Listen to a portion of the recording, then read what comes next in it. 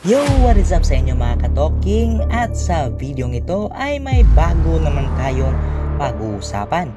Pero bago natin simulan ang ating video ay kung bago ka pa lang sa aking channel ay libre lang mag-subscribe.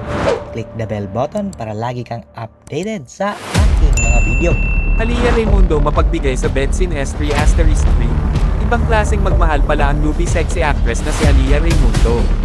Ayon kasi sa dalaga, gagawin niya ang lahat para sa kanyang boyfriend, pati na ang trip nito pagdating sa S3 asterisk.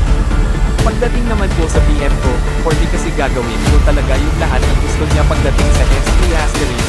Huwag lang akong iwan dahil sobrang obsessed sa kanya, pati ni Halia. Sa palagay niya, gaano kahalaga ang S3 asterisk sa isang relasyon.